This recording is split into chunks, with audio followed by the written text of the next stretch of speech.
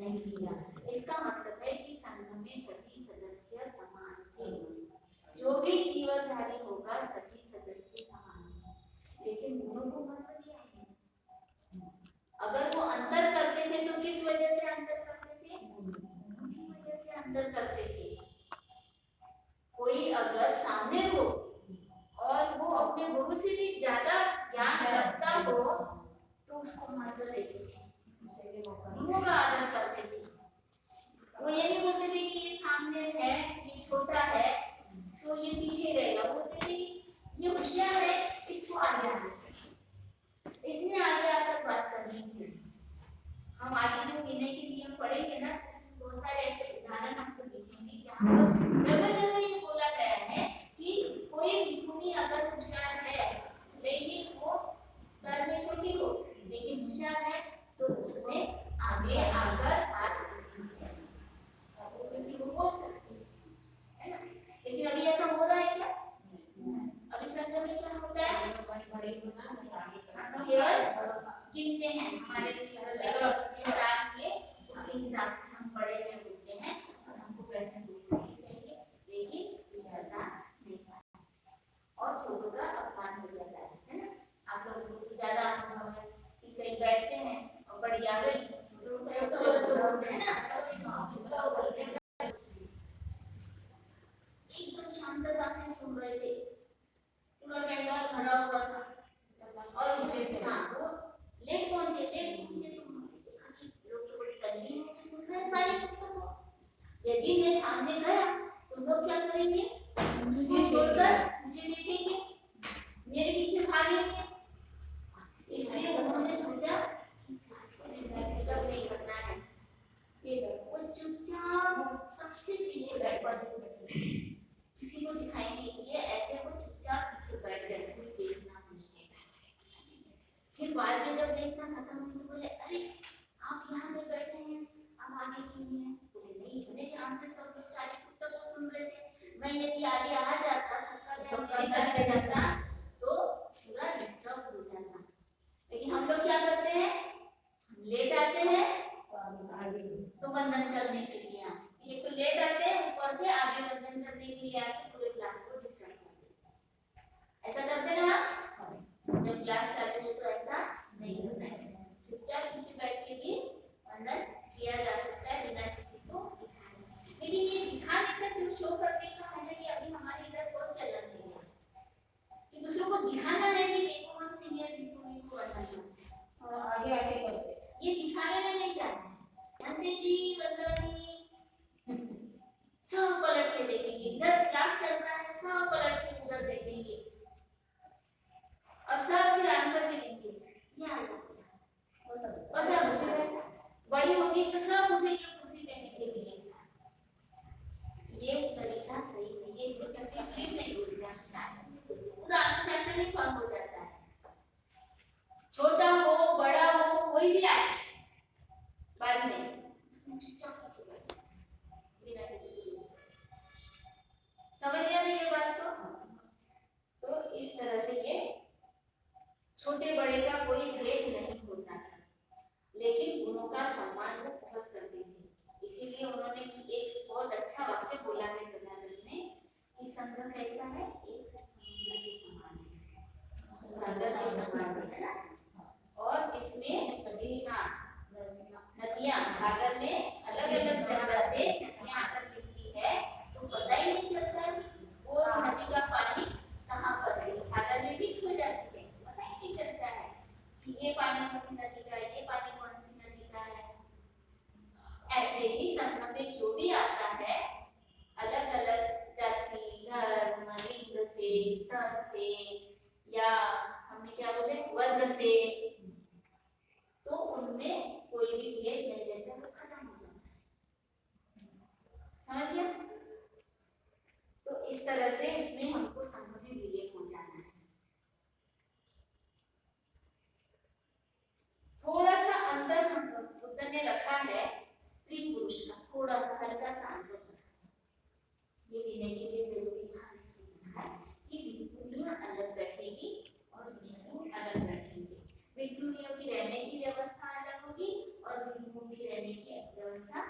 होगी। वो किस लिए? कि शील का पालन हो सके, कुछ गलत काम न हो जाए, इस उद्देश्य से केवल वो थोड़ा सा हमने ऐसा करना। लेकिन पढ़ाने के लिए पढ़ने के लिए इकट्ठा आते थे। पहला सबसे पहला जब भिक्खुनी संघ बना, संते धन्यनी जी, पहला भिक्खुनी संघ बना तो यही प्रश्न उपस्थित हुआ कि भिक्खुनियों को कौन पढ़ाएगा? पहले से तो भिक्खु ही थे पढ़े, है ना, बुद्ध के पास में। तो उन्होंने बोला भिक्खुओं तुम्हारी जिम्मेदारी है भिक्खुनियों को सिखाने की। तो फिर भिक्खुनियों को भिक्खुओं से सीखना है तो आमने सामने तो आना पड़ेगा ना।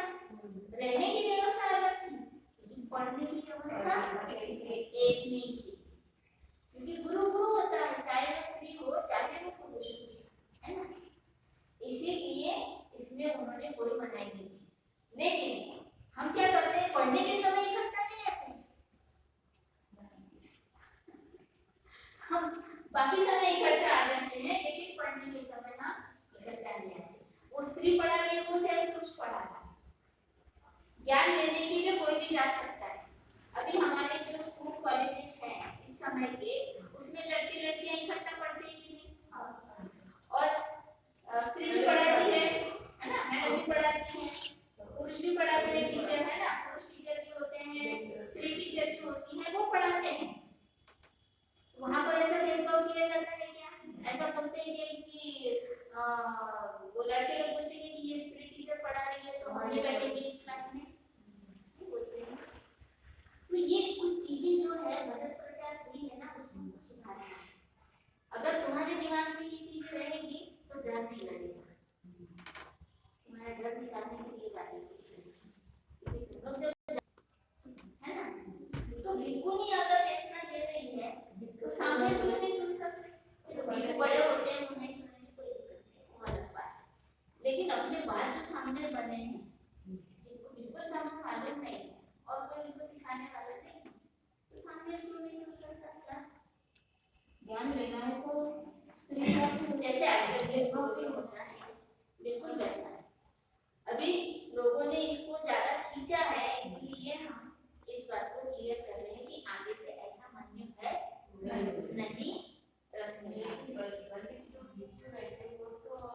नहीं उसी को उनसे पूछना सीखेगा, इससे मत सीखो।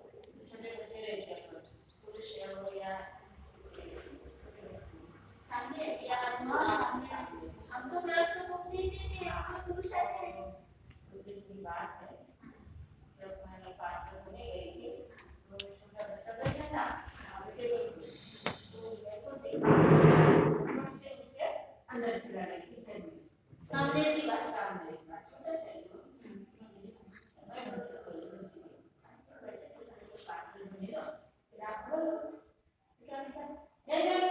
हम किस धोने देंगे, हम पहले धोएंगे, वो सामने थे क्या? हाँ, तो वो गलत व्यवहार सिखाया गया है, सही व्यवहार सिखाया गया है। ऐसे मुझे किया करो, मैं आपके मेरे बेटे जिसमें आप बोल रही हो, हाँ इनको से नहीं सीखा दिखाना, ऐसा उसने बोला। मैं दोबारा उसको बोली है तो ये यहाँ पर ये स्त्री पुरुष भेदभाव सिखाया जा रहा है। देखो हम उसको दोष नहीं देंगे सामने को, उसका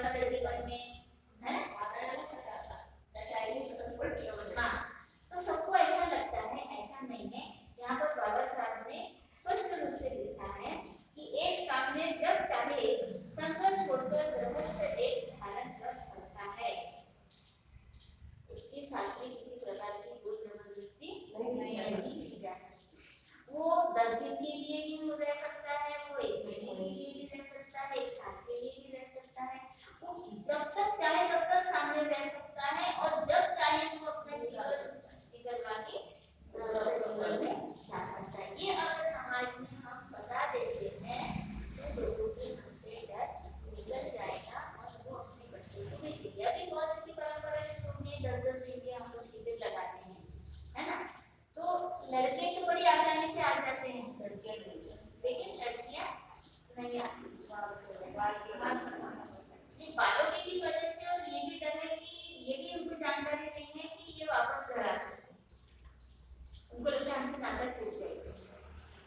हमको ये समझाना पड़ेगा कि एक लड़की का ऐसे ही हो रहा है जो आना चाहती है संघ में, पढ़ी लिखी लड़की है, लेकिन घर के लोगों को यही गलतफहमी थी कि एक बार ये जीवन टाइम लेगी तो हमसे इसका नाता टूट जाएगा और फिर ये कभी हमसे मिलेगी नहीं, कभी हमारे घर पे आएंगी नहीं, कभी हमसे बातचीत नहीं करेगी। इसलिए उसके मन में डर था कि वो नहीं भेजा। लेकिन अभी हम समझाने की कोशिश करते हैं कि ऐसा कुछ भी नहीं होता है। वो जब भी अपने घर गए और उन्होंने नियम बनाया है कि जब भी घर में कोई बीमार हो, किसी को अपनी जरूरत हो, सेवा की जरूरत हो, तो वो कुछ दिन के लिए अपने घर में जा सकता है। एक तो सामने जीवन निकाल के जा सकता है, नहीं घर के लोग भी नहीं बुलाए तब भी जा सकता है। नहीं, यदि सब बीमार है तो बीमार को देखने के लिए जा सकते हैं। इवन वर्षावास में से 7 दिन की हमें छूट मिलती है। हाँ, अगर ऐसा कोई बात हो जाती है, बिहार में रहते हैं तो दिन भर जा सकते हैं, लेकिन शाम को नहीं। ये तो लोगों ने नियम बनाया है, ये लोगों का बनाया हुआ स्वार्थपूर्ण नियम है कि उनको एक चौकीदार चाहिए बिहार में, इसलिए वो रात को हमारे बिहार में रहो, यही लोग ऐसे रहते हैं। वो जैसे पति लोग पहले बोलते थे ना पत्नी को कि 6 बजे के बाद में तुम बाहर नहीं, घर पे दिखनी चाहिए, 7 बजे से तुम घर पे दिखनी चाहिए। ऐसा यहाँ अभी प्रधानमंत्री ने रूल बना दिया है। रात को वो लोग बिहार में ध्यान नहीं रख सकते ना, उनको लगता है कि चौकीदारी ऐसा उनके संग में नियम नहीं है कि तुमने एक ही जगह रहना चाहिए या एक ही जगह जहाँ भी रहते हो वहाँ तुम रात को रहना ही चाहिए, दिन भर कहीं जाओ, ऐसा नहीं है। तुम कहीं भी रहो, जहाँ इमरजेंसी होती है वहाँ तुम्हें जाने की छूट है। चाहे किसी भी परिवार में तुम्हारी जरूरत हो, तुम्हारे खुद के परिवार में भी जरूरत हो, तब भी जा सकते हैं। ये बात बार बार आ रही है क्योंकि इसी पर ज्यादा हम लोग परेशानी झेल रहे हैं।